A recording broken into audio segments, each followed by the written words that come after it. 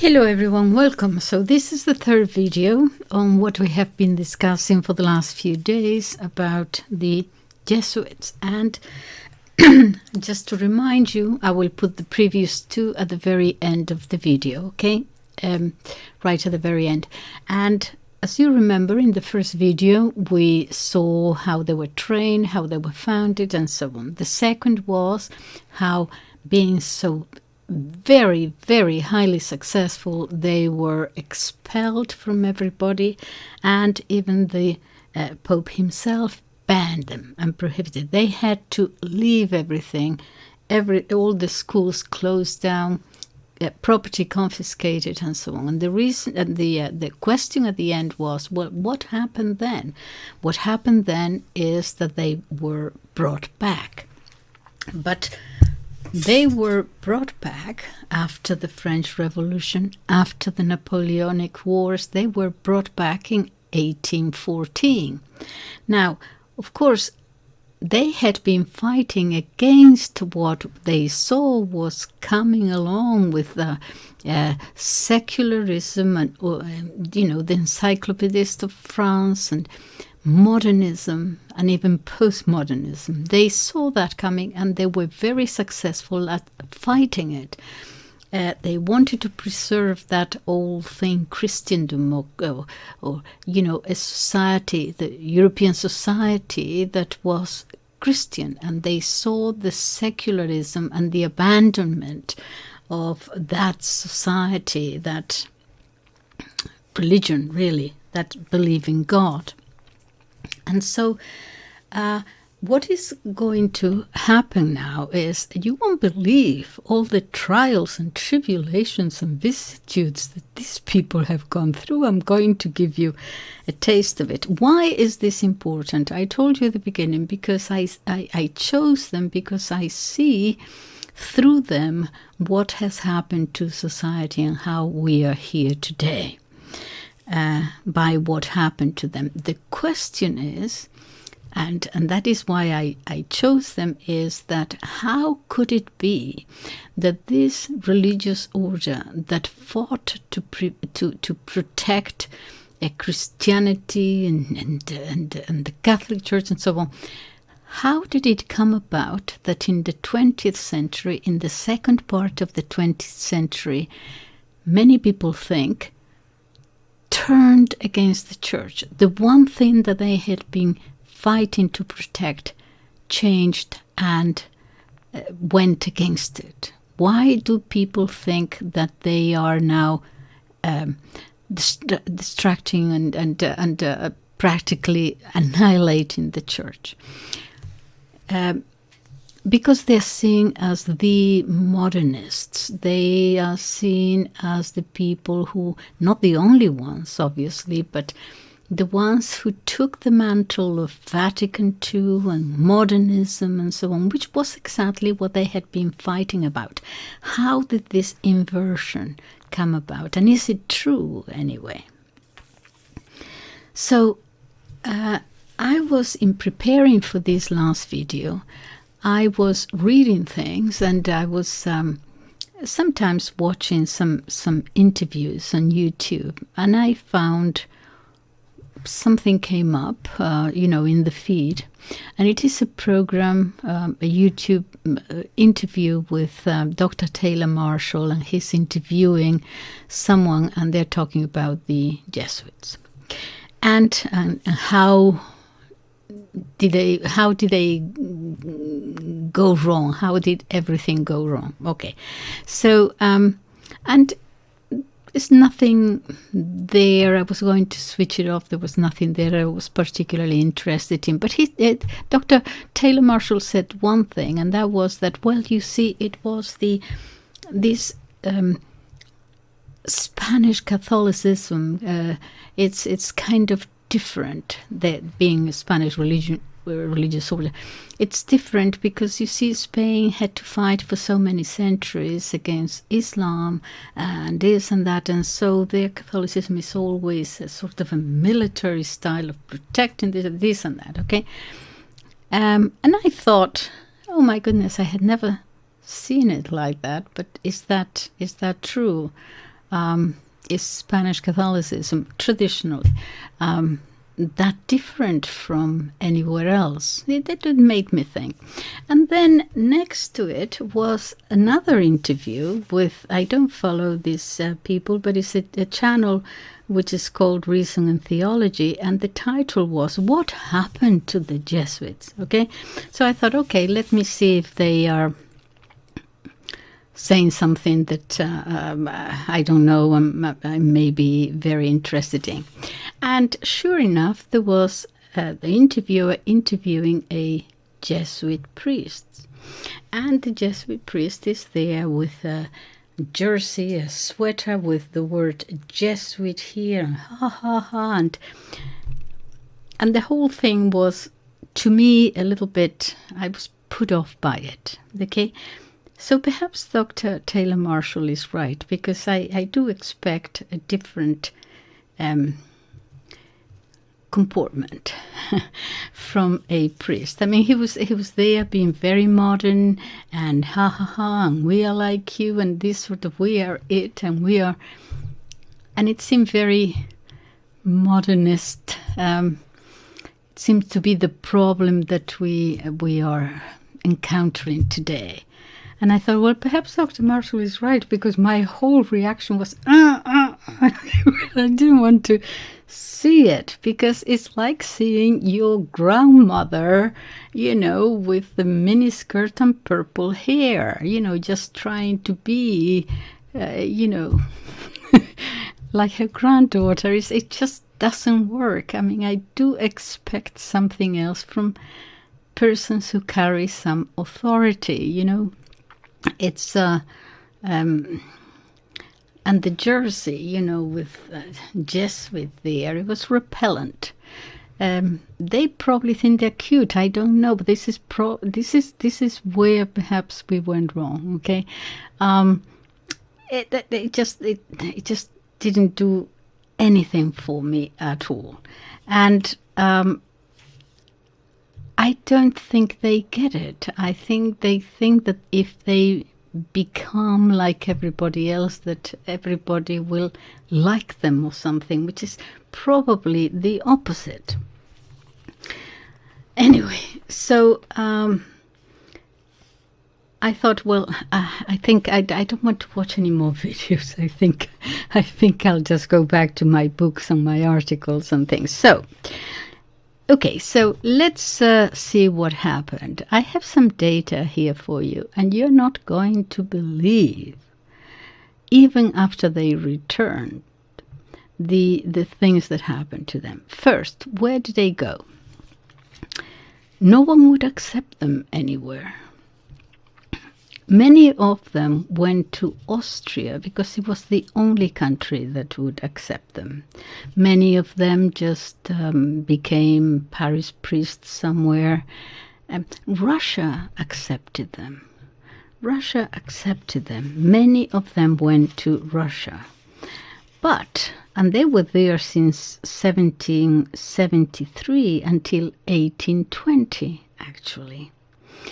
And but the moment that the order was restored, then they were expelled from St. Petersburg in 1815, and then from the whole country of Russia in 1820. So they were allowed to be there while they were banned, and the moment they were restored, they said not here anymore, and they had to go.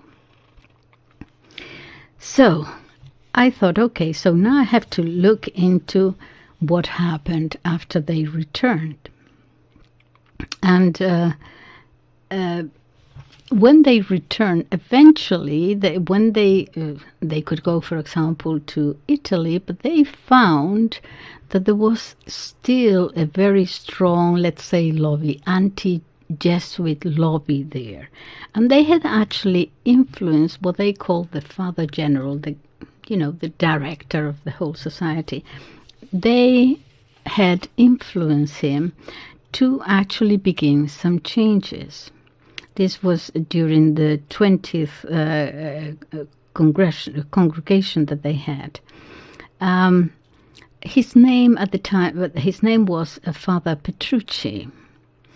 And then he was encouraged to suggest that they should start changing some of their norms and their institutes, the institutions they call it. Okay, remember that they had recovered this, the norms of the trainings and so on. And it was actually very hard because from the moment that they were expelled, 40 or 45 years had passed. If you remember the training, if a young man started the training as a priest at the age of 18, because of the 14-year training, he would not be a priest until he was 34. And so with 40 years banned, actually they were only, when they returned, they were only a few very old, elderly priests there, who, if they lasted that long, in their 70s or 80s. And so they had to try to restore whatever they could from where they could find, okay, all these norms. Now, this Father General that they had wanted to change some of those. And of course, because there was still this sense of something wrong with the Jesuits. Of course, they had been the most effective warriors against this new modernist movement, secularist movement. And so there was a lot of background influence. We will see the secret societies there, okay, influencing decisions against them. So there is this kind of lobby, let's say, okay, in the background, still maintaining, something wrong, they're irreligious, this and that. Anyway, he tried to change the rules, and but it wasn't the right call. It was perhaps too early at the time. And so he himself got expelled. All right. So, and it is a little bit actually unjust to say that there were religious. There were so many martyred, so many killed, so many assassinated, that it really is unjust at that time to say that they were irreligious in any way. I say martyrs, even though all the, documents and everything were lost. But the thing about a martyr, perhaps I can say this actually, that in difference to Islam, for example, a martyr, if I understand it correctly, a martyr would be one who dies, in the faith, and then goes to paradise, and perhaps creating war or fighting a war and goes to paradise. I believe that there are 72 virgins actually in paradise available. Okay, so good luck with that. But a Catholic martyr is actually a person who is not himself making war, but a person who is killed because of the faith. He's not going around trying to create a war, but he is assassinated or killed because of the faith, because he doesn't renounce the faith. But the most important thing is that he has to die forgiving his enemies. If he were to die, for example, hating them, no, it wouldn't do. Okay, so that is, anyway, the difference. But let me tell you, I'm going to give you some data, because it's just absolutely amazing what happened to them. And I'm going to use 3 countries as an example, okay? I'm going to use France, I'm going to use Spain, and I'm going to use England. there is quite a lot to say too about the United States and Ireland, and perhaps I will put it in the description box, okay, for those of you who are interested. But otherwise it would be too long. But let me just a taste of what happened. Okay, so the religious order is restored in 1815. Fine.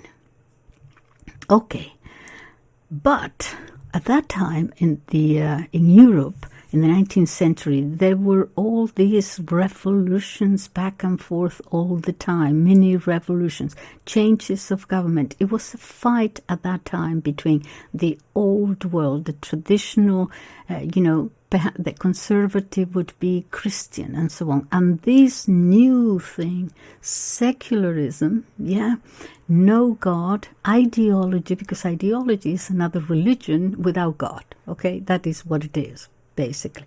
So there is this infighting in the 19th century, and it's very continuous all the time. So you have this government, a conservative, and then the liberal will come with a completely new ideology, and it would reverse everything. It's chaos, okay? So in France, they are accepted, okay, in 1815, so they come.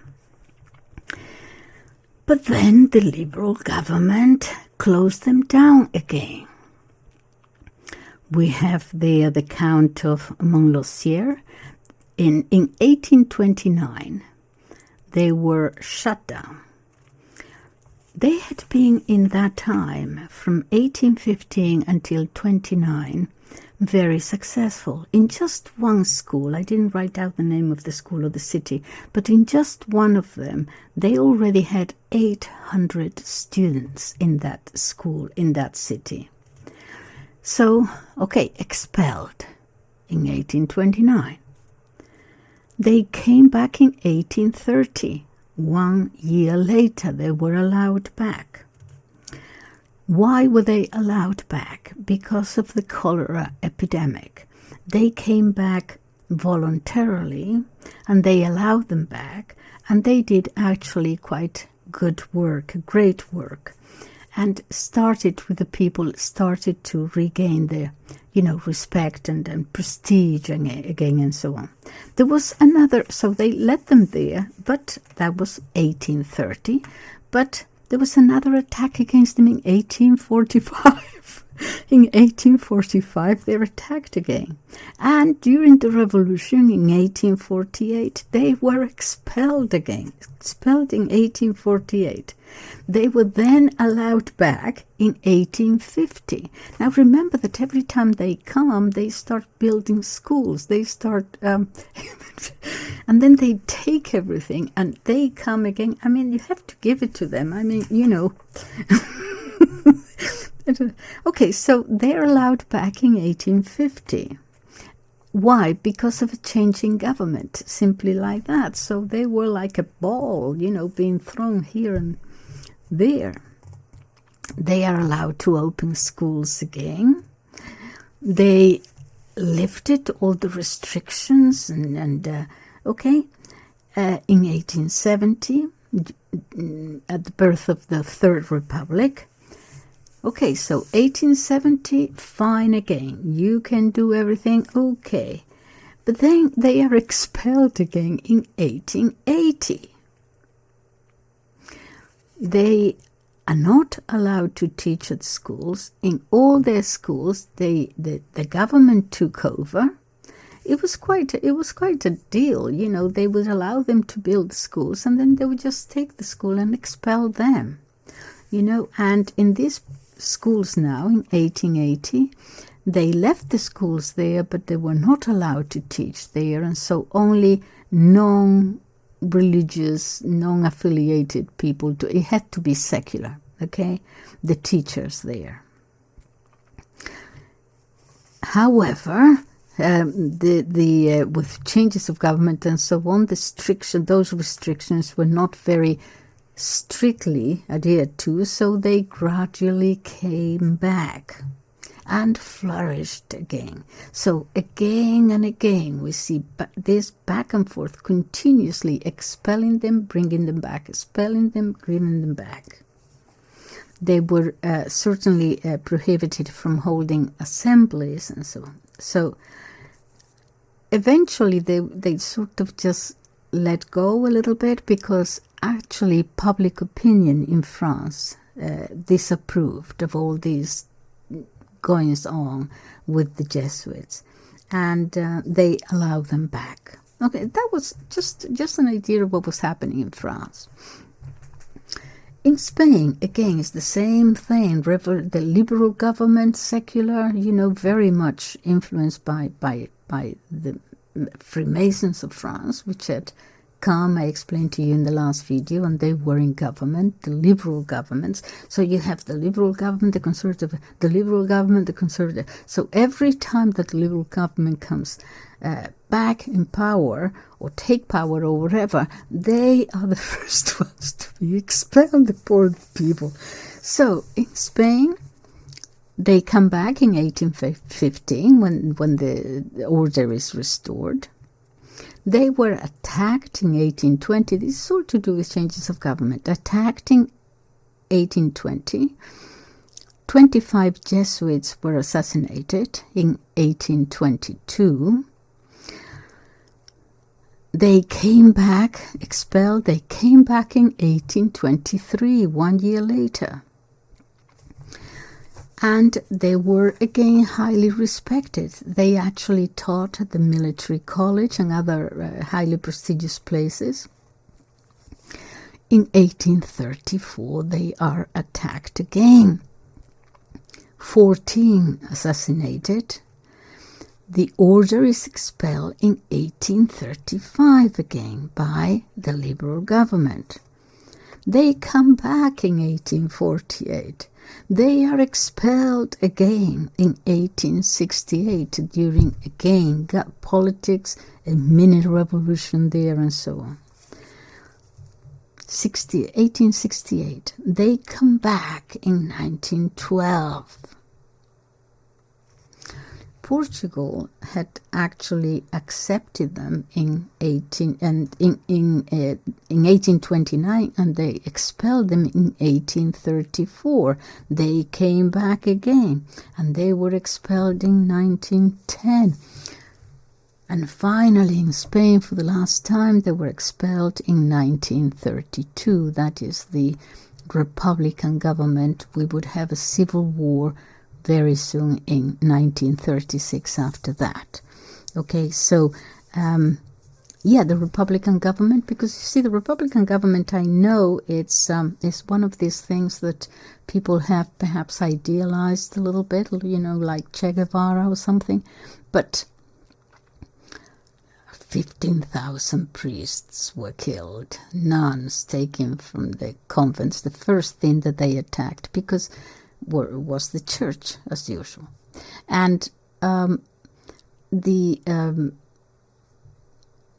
Republican government was an amalgamation of different political parties on the left, but the main ones were the communists. And the communists at the time, remember, we are talking about the 1930s, were very much directed by the Soviet Union.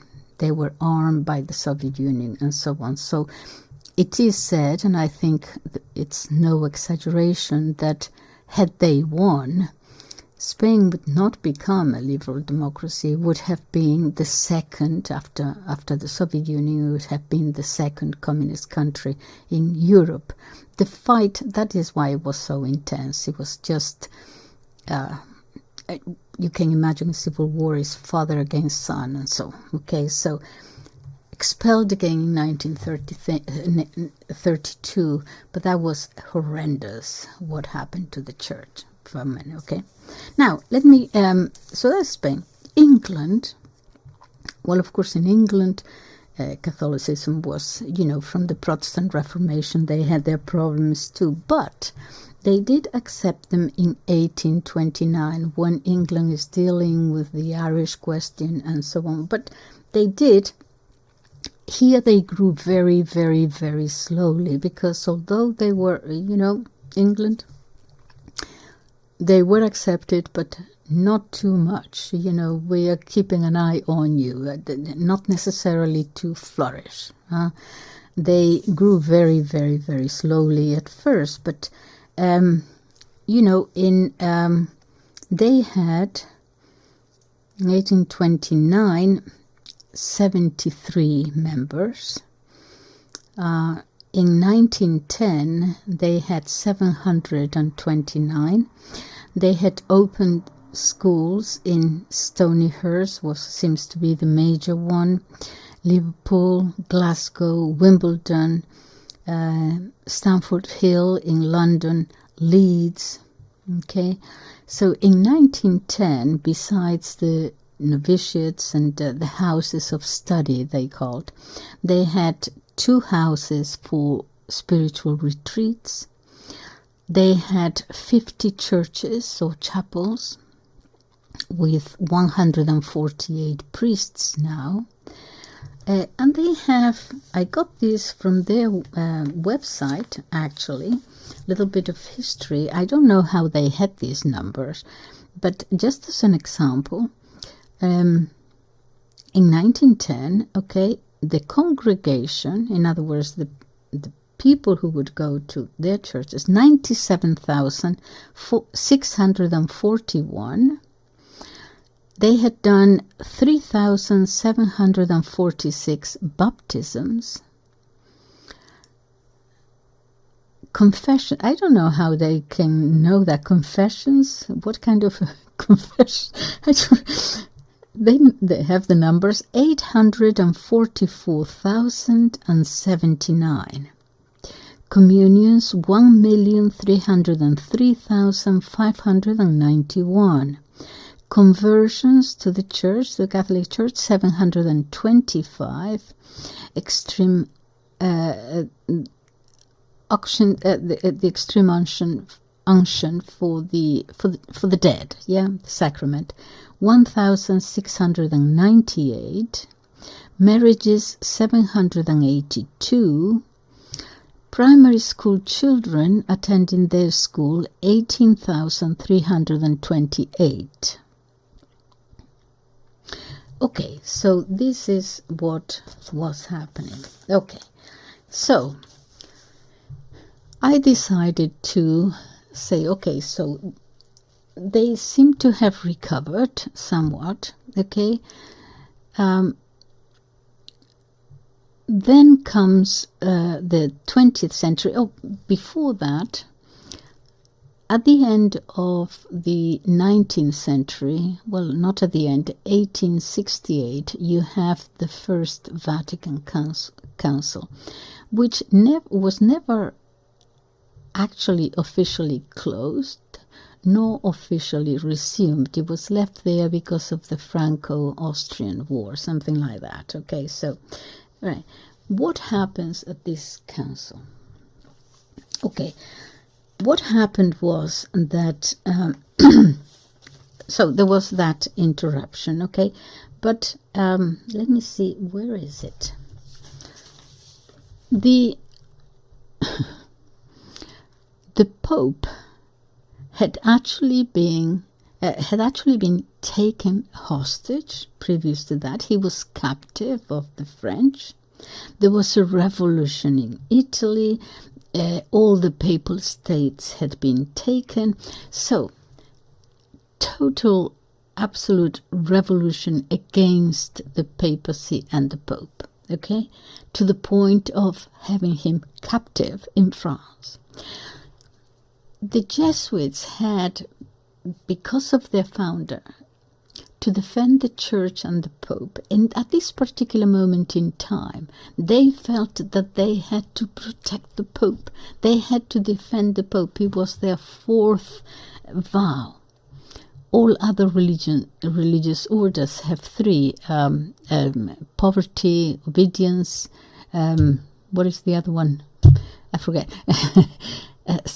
Celibacy, there is a word for it. Okay, but they have a 4th one, and that is to defend the Pope. And at that time, the problem was that after everything went back to normal and after everything calmed down, they continued to have this thing about protecting the Pope, which was perhaps now a little bit exaggerated. They were these people who had this Pope thing, it's almost an idolatry, were called the Ultramontanes, yeah? And the Jesuits continued with this thing about protecting the Pope, which is going to be a problem because the Church does not belong to the Pope. Okay, if there is a bad Pope, we can think of examples. You cannot put authority over truth, and they didn't see that they could go wrong a little bit there. Okay, let's move on. So, at this First Ecumenical Council, it's famous because it was when they approved the infallibility of the Pope. Oh my goodness, how can they do this? Okay, this is stupid and this is silly. Well, the thing is that it was meant, first of all, this is only in very, very, very, very special circumstances. To give you an example, it has only been used twice in the last 250 years. Let me say that again. Twice in the last 250 years that this infallibility thing has been used. Actually 3, because the third one is they're saying that the Pope is infallible in these certain very specific situations. It was used, the 2 times that it was used is when he speaks ex cathedra officially as part of doctrine. The doctrine cannot be changed. You cannot add and take away anything. Everything has been revealed. Okay? But there are things that have been part of the Church, the belief of the Church, but they had never actually been written down. And these 2 times that it was used, it was about the Virgin Mary. If I can explain, look, this is the best way I can explain it. This is a sheet of paper, okay? Right, so I'm folding it. I know this seems a little bit silly, but I think it... Okay, look, I have folded this into this, right? Imagine that this is doctrine revealed by Jesus Christ. Nothing can change. Nothing can be added. Nothing can be taken away. It has all been revealed. But you might not see it all in one go. Okay? That's what I say when I talk about myself, because I'm not a good Catholic at all. But I was taught by nuns, and I was given I always say, I was given the pill, which I didn't understand. And it has taken me a lifetime to begin to understand all that is included in the faith, and I'm only starting. And so look, imagine that this is revealed. Okay, so what the Church does is, begin to open it a little bit, with times, not changing anything, but just opening up, letting it flower, as it were, begin to understand a little bit, perhaps more and more.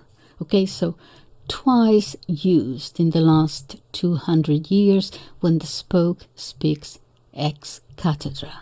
Okay, so if he's speaking on an airplane, if he's giving an interview, if he writes this and about that, whatever it is, that is not ex cathedra. Okay, it could be changed by the next pope. All right, so if we have a bad pope, I don't have to necessarily listen to him. He cannot change the doctrine. Okay, so, all right. So that's the thing about Vatican II. But we find the Jesuits at the beginning of the 20th century still defending the Pope. Fine, okay. What I did was, okay, so what happened that they switched? Certainly, it seems as if they have. I'm trying to interview one of them and see if I can bring him here. So I said, okay, so what happened then after the Vatican Council that they just completely turned, it seems, upside down? From being the most traditional, they became the most modern. Okay, so I said, okay, something to do. So I looked. Okay, I looked at who was leading them, who they call it Father General, was at the time of the Second Vatican Council. And I said, surely there has to be, because they have this obedient, something happened here. Who was the Father General who might have made that happen? So I looked into who the Father General was, and he was another Spaniard from the same part of Spain as Ignatius himself. It's there in the border between Navarre and the Basque Country. Okay, and I have something here. I said, okay, I looked him up. And it seems as if everyone agrees that he was the main guy who actually led the Jesuits astray from, following everything and going beyond the Vatican Council. And they are the ones who started this liberation theology, so-called, in Latin America, which many of them became communists. They would be leading revolution. How did that come about? Because they put sort of communism before Catholicism. They just... Okay, so who was this guy? His name was Father Pedro Arrupe, A-R-R-U-P.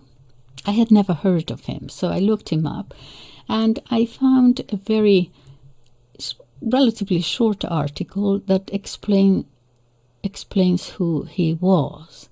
And I'm going to tell you that I tend to disagree that he was the major catalyst that led them astray, if that is what has happened.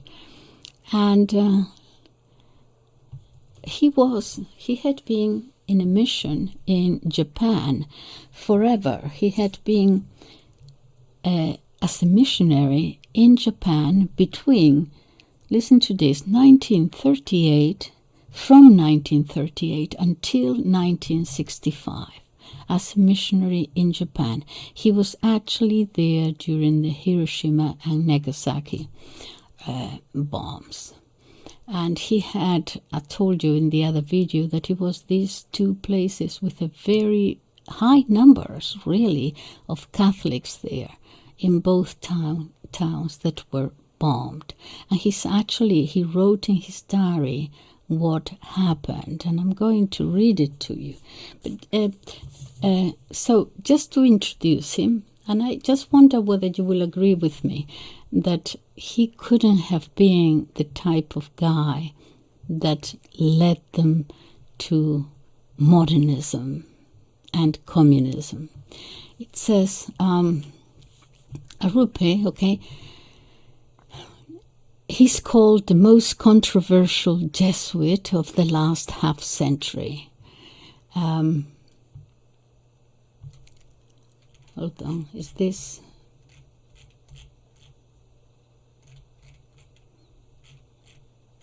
Hold on, I started in the wrong place. Yes, okay, the early years. Arrupe was born in the Basque region of Spain in 1907. Listen carefully, because I would like you to see what type of reaction you have to this man. So he was born in 1907. After some years of medical training, actually it was 3 or 4 years, Arrupe entered the Jesuits in 1927. In 1932, the Republican government in Spain expelled the Jesuits from the country, as I told you. Arrupe continued his studies in Belgium, Holland, and the United States. After being ordained, Father Arrupe was sent to Japan in 1938. He hoped to work there as a missionary for the rest of his life. Arrest and imprisonment. After the December 7, 1941 bombing of Pearl Harbor, the Japanese security forces arrested Arrupe on suspicion of espionage. He was kept in solitary confinement. Arrupe described the privation and uncertainty he suffered as he waited for the disposition of his case. He missed celebrating the Eucharist most of all. In the midst of his suffering, Arrupe experienced a special moment of grace. On Christmas night in 1941, Arrupe heard a group of people gathering outside his cell door. He could not see them and wondered if the time of his execution had come. Suddenly, above the murmur that was reaching me, he says, there arose a soft, sweet, consoling Christmas carol, one of the songs which I had myself taught to my Christians. I was unable to contain myself. I burst into tears. They were my Christians who, heedless of the dangers of being themselves in prison, had come to console me. After the few minutes of song, Arrupe reflected in the presence of Jesus, who would soon descend onto the altar during the Christmas celebration. Quote, I felt that he also descended into my heart, and that night I made the best spiritual communion of all of my life. When the security forces came after 33 days to release him from captivity, Arrupe was convinced that they were coming to execute him.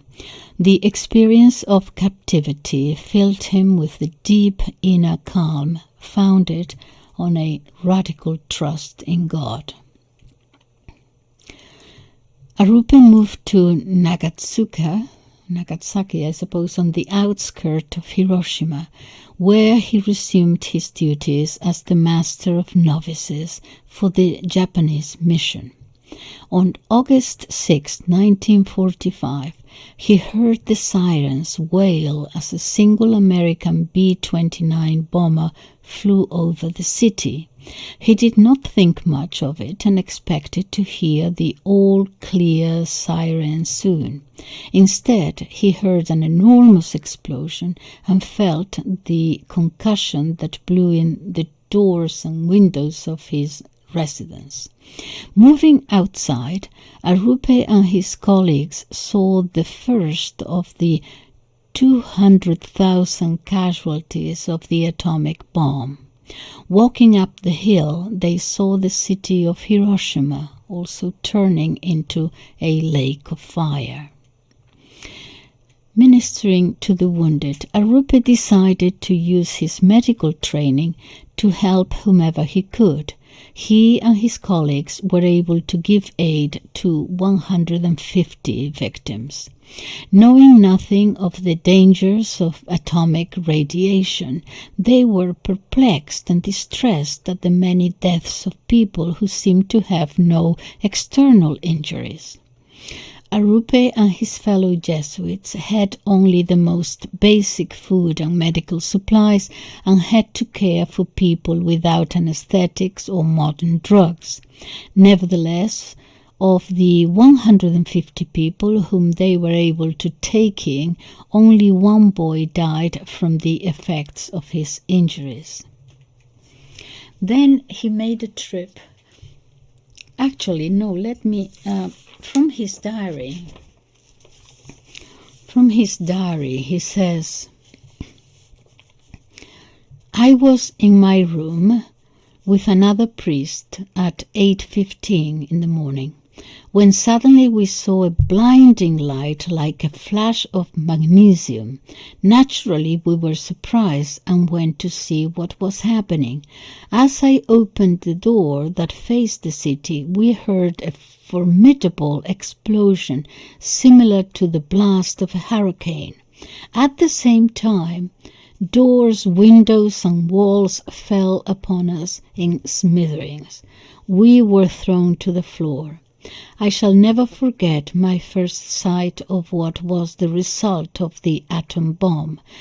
A group of young women, perhaps 18 or 20 years old, clinging to one another as they dragged themselves along the road. One had a blister that almost covered her chest.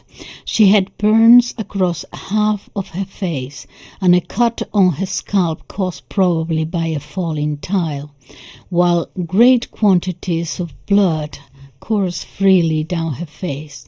On and on and on they came, a steady procession numbering 150,000 people. This gives some idea of the scene of the horror that was Hiroshima. We did the only thing that could be done in the presence of such mass slaughter. We fell on our knees and prayed for guidance, as we were destitute of all human help. That's part of his diary there. Let me, just a second, have a glass of water. Okay. He makes a trip to Latin America, it seems, and discovering the heart of the poor. When visiting a Jesuit province in Latin America, Pedro Arrupe celebrated the Mass in a suburban slum, the poorest in the region. Arrupe was moved by the attentiveness and respect with which the people were there attending the Mass. His hands trembled as he distributed communion and watched the tears fall from faces of the communicants. Afterwards, one especially large man invited Arrupe to his home. The man's home was half a falling shack. The man seated him in a rickety chair and invited Father Arrupe to observe the setting sun with him. And after the sun went down, the man explained that he was so grateful for what Arrupe had brought to the community. The man wanted to share the only gift he had, the opportunity to share in the beautiful setting sun. And Arrupe reflected, quote, in his diary, he gave me his hand. As I was leaving, I thought, I have met very few hearts that are so kind. So then, okay, so this is a picture of the man. He has suffered greatly. He was in prison in the atomic bomb, sees all these people suffering and so on.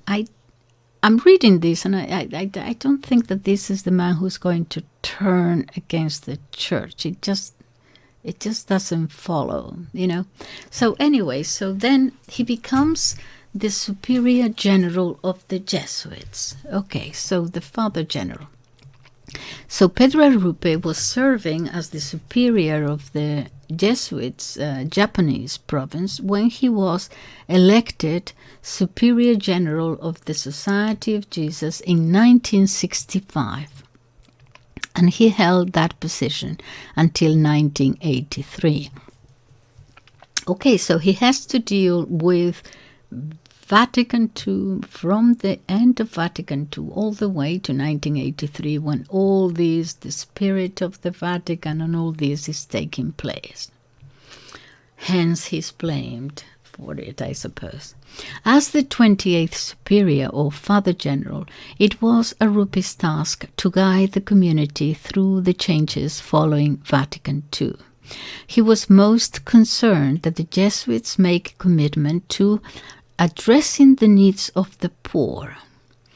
His work resulted in the decree from the 32nd General Congregation, which was titled Our Mission Today, the Service of Faith and the Promotion of Justice. And that was passed in 1975. So he's obviously concerned with the poor and the suffering and so on. The Service of Faith and the Promotion of Justice passed in 1975. And these led the Jesuits, especially in Latin America, to work in practical ways with the poor. In spite of threats against their lives, threats that led to the murder of six priests in El Salvador in 1989, the Jesuits continued their justice work with the poor with Arrupe's support. Okay, so there is more, but so here I see a man who's concerned with the poor. He's moved by that experience and so on. And so he's promoting justice and all that. And I think that that is then going to be misdirected, misinterpreted. I have a feeling that his thing was to do the right thing, and I don't see how this man could have turned against the church. I find it difficult. Perhaps he did, but... So I went to... I said, okay, so he has a stroke, and he lived for quite a few more years, but he couldn't speak. And okay, so others are elected Father General, and then I find that the next one is... Not immediately the next one. I think there is one in between for a very short time. I'm not sure. But then the next one, the main one is Peter Hans Kolvenbach. Peter Hans Kolvenbach is the next Father General. And I see that and I said, okay, he's certainly not he's certainly not Spaniard, right? So he is what, German or yeah, he's Dutch. He was Dutch. Okay. So the first thing I find, and here I think is where everything is. Quote, he said of Arrupe, he was a marvelous prophet of conciliar renewal. Okay.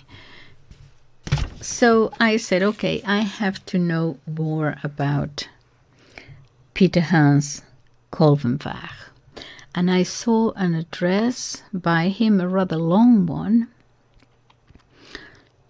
in which he talks about social justice, social justice, social justice. Faith in the background. Social justice, social justice. So I have a feeling that this is where then you get the communist priests and all the rest of it.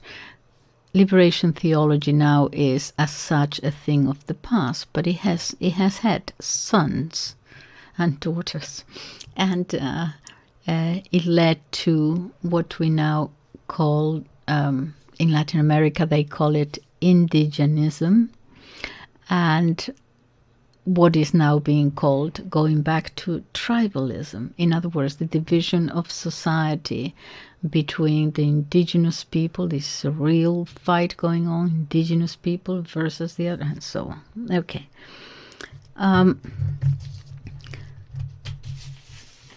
I think that you see the three theological virtues, faith, hope, and charity. I think I said this in another video, but it's worth repeating because I think that this is faith comes first, and then hope, and so hope for what? So okay, so you have got here hope, meaning against despair, hope in God and so on, and then charity, of course, which is the loveliest virtue. That is like the what is it? What is the expression? It's very late at night. The cherry on the cake, the one that covers them all. Okay. But what is charity? Because it is translated as love. But that is love. There are many different kinds of love. There is love for God, which is sacrificial. There is the love that husband and wife share, the love that parents have for their children, which is different, the love that we have for money and possessions. Okay, so there are many different types of love. Charity, the original word, means love in the sense of always putting the other first, before you, which is much harder than just say love, all you need is love, because it's almost counterintuitive, because we have this instinct of self-preservation, me first, okay, and he's saying, in order to do you good, I'm prepared to suffer whatever it is so that you can benefit from it. It's putting the other first before yourself. Now, that's difficult, okay? Now, these are the virtues, faith, hope, and charity.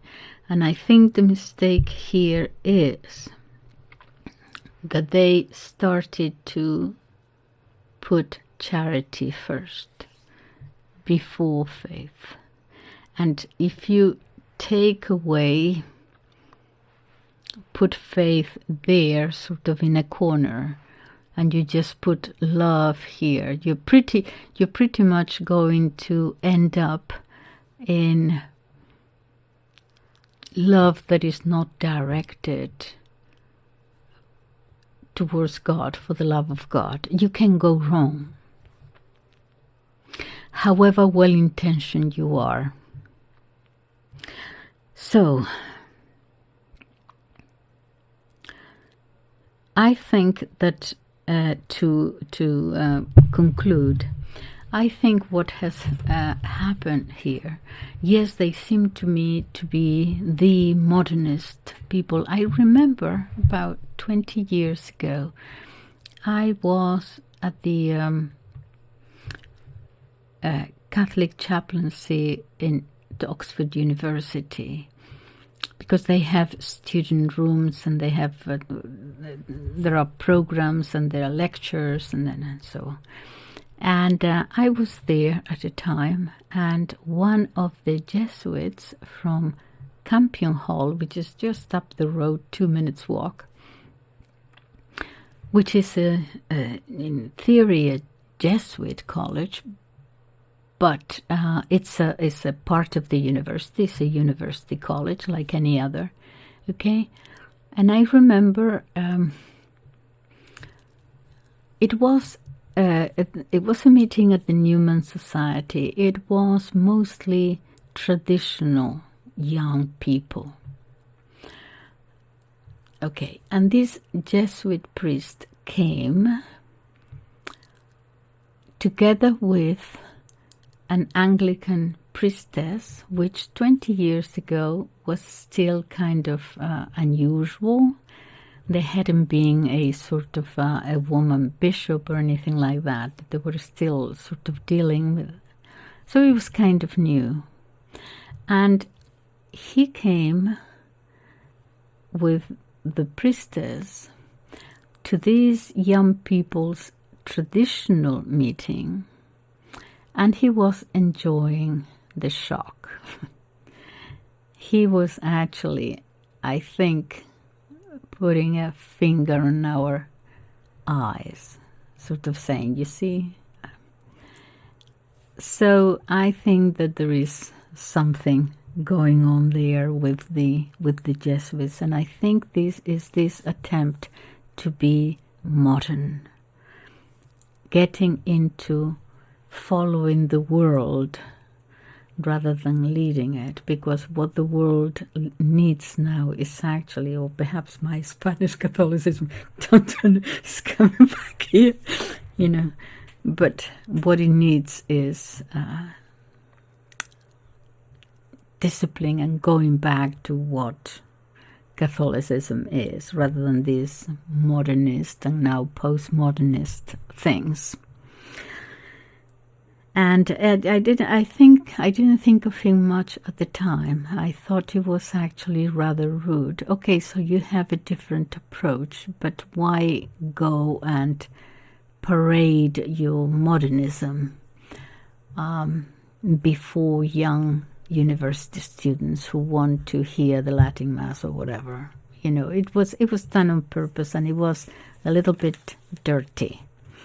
Okay, so this is to finish, I think that if they went wrong, because we might be judging people not truly knowing, okay, but if they did go wrong, if they are the one pushing all these changes that don't seem to be helping the church at all, I think that first, of course, they were infiltrated, no question about that, okay, by Freemasonry, no question there.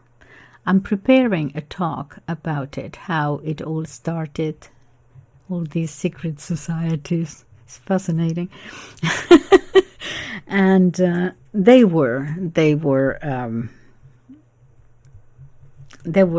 perhaps, there was some naivete there with Arrupe, and that is what usually gets done,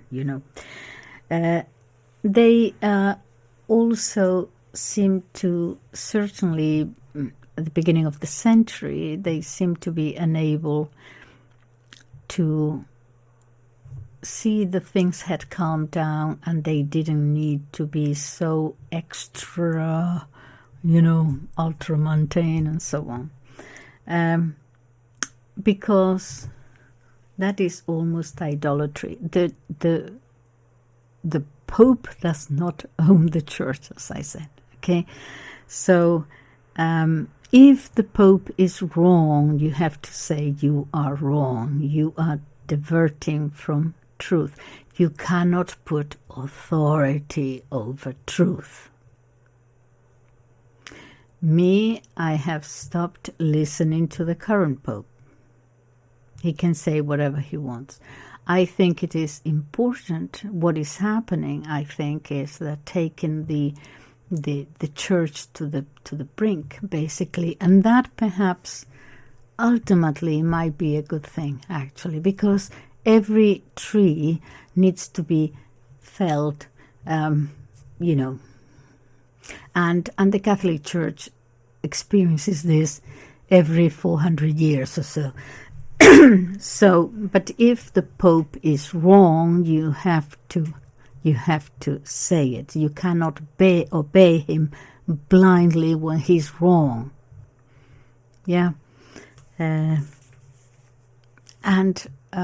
so that is one thing, and the other thing is that I think, I may be totally wrong here, but I have a feeling that Arrupe was sincere in this justice for the poor and all that, because he was a man who suffered,